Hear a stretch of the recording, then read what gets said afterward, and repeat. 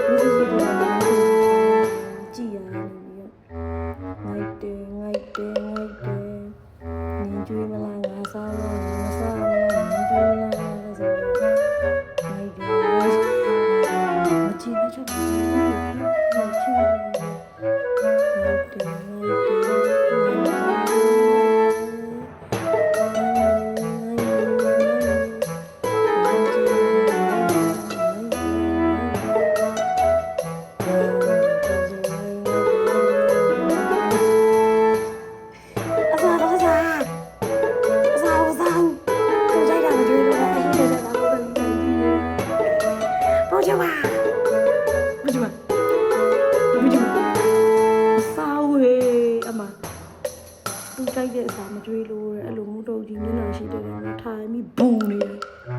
ရုပ်ဆိုးမှရုပ်ဆိုးမှဘုံနေတာ